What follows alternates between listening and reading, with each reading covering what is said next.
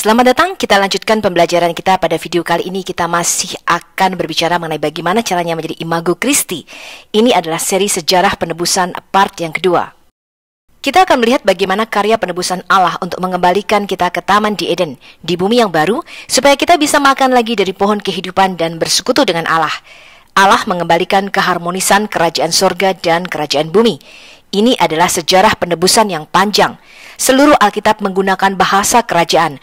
Untuk memahami sejarah penebusan, maka kita harus memahami sistem kerajaan dan bagaimana kerajaan itu beroperasi di bumi. Pemberontakan anak Allah dan anak Adam di Kejadian 3 membawa seluruh manusia masuk ke dalam kematian atau maut dan dosa yang menyebabkan seluruh kerajaan Adam di bumi berada di bawah kerajaan penguasa angkasa atau kerajaan kegelapan dengan iblis sebagai rajanya. Tapi Tuhan menjanjikan seorang benih dari Adam yang akan mengalahkan kuasa dosa dan maut. Alkitab menyebut dia, sang benih ini adalah penebus atau Goel, yaitu sang Mesias. Dan seluruh para nabi bernubuat tentang kedatangan Goel ini. Tugas Goel, yaitu sang Mesias, adalah mengembalikan kerajaan Allah di bumi, melepaskan kita dari penguasa kerajaan angkasa, menebus kita dan memulihkan status Adam sebagai Tuhan, Imam, dan Raja di bumi.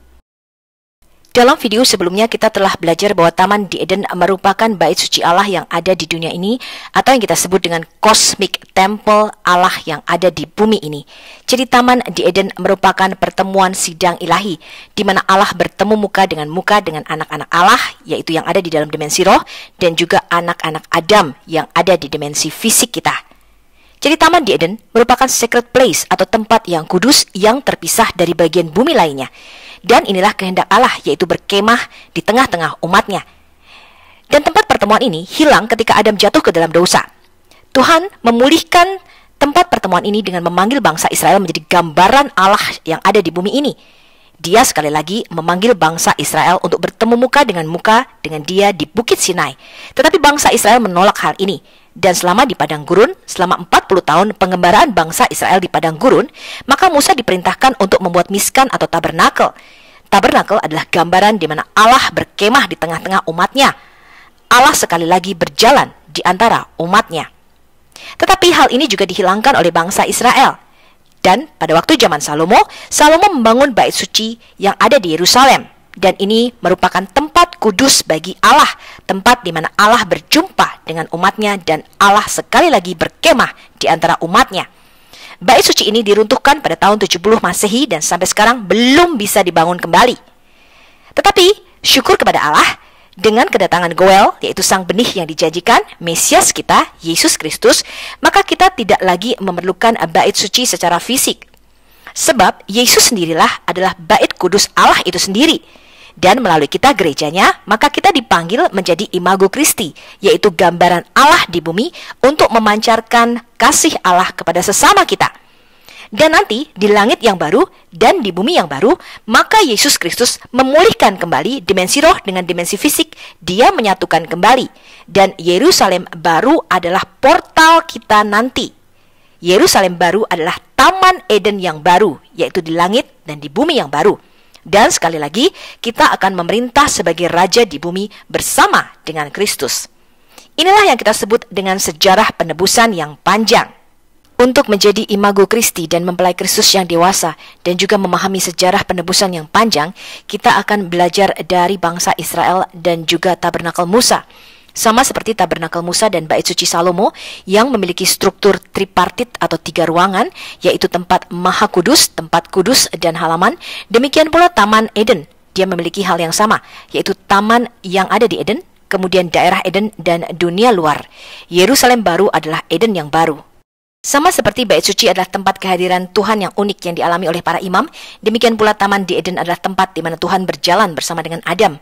Kata yang digunakan untuk Tuhan yaitu berjalan bolak-balik atau halak di Taman di Eden, ini juga menggambarkan kehadiran Tuhan di tabernakel Musa. Adam digambarkan sebagai seorang imam yang berhubungan dengan tugasnya yaitu bekerja dan menjaga taman, dan ini sama dengan tugas imam di bait suci. Pohon kehidupan yang ada di dalam Taman di Eden, yang ada di Kejadian 2 ayat 9, ini merupakan model daripada menoreh, yaitu kandil lampu yang bermata 7, yang juga tombol-tombolnya dibuat seperti bunga, dan ini menggambarkan pohon kehidupan yang ada di Taman di Eden. Dan juga meja roti sajian di dalam tabernakel. ini adalah perabotan yang ada di ruang kudus. Karena pohon kehidupan itu juga merupakan makanan rohani atau lechem, yaitu roti yang dari surga. Tabernakel Musa dan Bait Suci Salomo memiliki ukiran kayu dan bunga yang memberikan suasana seperti taman. Sama seperti pintu masuk Tabernakel Musa dan Bait Suci Salomo yang menghadap ke timur dan berada di atas gunung, maka Bait Suci yang terakhir pada zaman Yeskiel juga dikatakan menghadap ke timur dan berada di atas gunung. Pintu masuk ke Taman di Eden menghadap ke timur, dan Taman Eden terletak di atas gunung. Tabut perjanjian Allah yang dibuat oleh Musa yang dijaga dan dihiasi oleh 2 kerub, ini berisi 10 hukum Taurat, dan ini ada di ruang Maha Kudus. Merupakan gambaran dari pohon pengetahuan tentang yang baik dan yang jahat, karena keduanya memberikan wisdom atau hikmat kebijaksanaan. Seperti sungai yang mengalir keluar dari Taman di Eden, demikian pula ada sungai yang mengalir keluar dari Bait Suci yang baru nanti di langit dan di bumi yang baru. Sama seperti ada emas dan batu krisopras yang ada di dalam Taman di Eden, demikian juga emas dan batu permata digunakan untuk menghiasi Bait Suci Allah dan pakaian-pakaian imam. Kerub mengambil fungsi Adam untuk menjaga pohon kehidupan, dan ini juga diukirkan di dalam tirai-tirai untuk masuk ke dalam ruang Maha Kudus. Dalam penglihatan Nabi Yeskiel, dia menyebutkan bahwa Eden ini disebut Taman Allah dan Gunung Kudus Allah, yang artinya tempat yang kudus atau tempat yang suci, terpisah dari tempat-tempat lainnya. Tempat di mana Allah bertemu muka dengan umatnya, dan tempat di mana Allah berkemah di antara umatnya.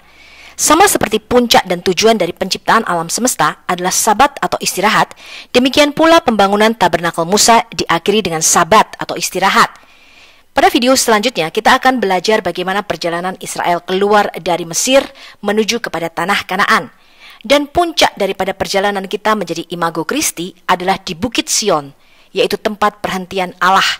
Itulah sebabnya orang-orang yang tidak percaya yang keluar dari Mesir, Allah mengatakan bahwa mereka tak akan masuk ke dalam tempat perhentianku. Dan semua orang yang keluar dari Mesir mati, kecuali Yosua dan Kaleb. Nanti kita akan belajar pada video selanjutnya bagaimana caranya kita bisa sampai ke Bukit Sion dan menjadi imago Kristi. Shalom.